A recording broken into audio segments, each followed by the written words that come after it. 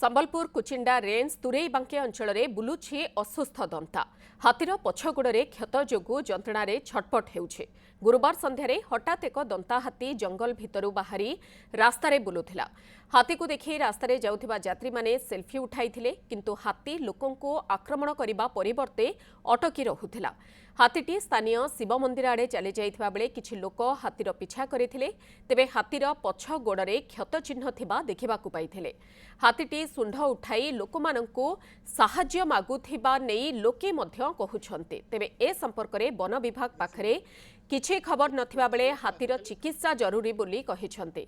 किछि अघटन घटिबा पूर्वरु हाथीर चिकित्सा करिबाकु दाबी करिछन्ते स्थानीय लोके। ए संपर्क में अधिक सूचना देवाई कुचिंडारू सहयोगी शशिकांत साहू आम सहित रहुछन्ते। शशिकांत, वर्तमान सुधा वन विभाग ए बाबद अवगत हेलानी, कौनसी प्रकार पदक्षेप आरंभ कलानी? हाँ मधु, देखंतु गज सुरक्षा नहीं कि सरकार विभिन्न समय रे विभिन्न योजना प्रणयन करके कार्य करुवा बेले एठी गोटे अभावनीय घटना घटी। स्थानीय लोके कहउचंती जे गोटे दंता हाथी असुस्थ होइकी रहितबा बेले गाँ पाखरे बुलुथिबा तथा सुंढ उठे लोकों को साहाय्य दाबी करुवा बेले से भलिया परिस्थिति रे वन विभाग कहउची वन विभाग हाथी थिबा कथा कहउची, किंतु वन विभाग हाथीर आहत नहीं कि हाथी से संपर्क में वन विभाग पाखरे से भलिया ठोस किछि प्रमाण नहीं। तो अन्यपटे वन विभाग वर्तमान कहउची जे वन विभाग लोक पठेइचंती, तांकर वाचर माने अछंती, से माने ट्रैकिंग करूछंती, हाथी थिबा से निश्चित करूछंती, किंतु हाथीर आहत को लेकी से वर्तमान पर्यंत कौन निश्चित करि पारि नांती, जो द्वारा कि जदि प्रकृत रे हाथीटी असुस्थ रही तेबे आगामी दिन में असुविधा हो पारे। ता बाबद तत्परता निहाती रहिबा कथा वन विभाग पाखरे, किंतु जहाँ जना पड़ुछि स्थानीय लोकों को कहवा अनुसार वर्तमान पर्यंत से भलिया किछि तत्परता रहिनी। केवल जे वाचर माने गोटे पटरु आ गोटे पटको आ गोटे पटरु आ गोटे पटको घोड़ेबार व्यवस्था करुछंती।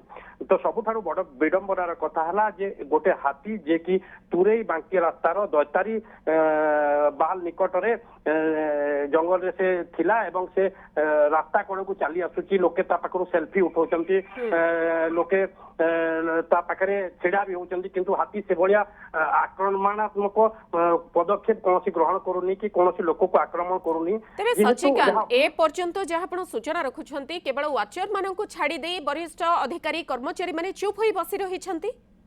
निहाती भाव में तो गोटे विडंबनार कथा जे वर्तमान पर्यंत वाचर माने केवल हाथी घोड़ारे बारे व्यस्त अछंती, किंतु हाथीर आहत दिगरे वर्तमान पर्यंत वन विभाग से भलिया ठोस पदक्षेप नै नथिबा अंचलवासी पक्षरु जहाँ प्रकाश वर्तमान पर्यंत जना पड़ुछि। तेबे हाथीर गतिविधि वर्तमान केउ अंचल रे?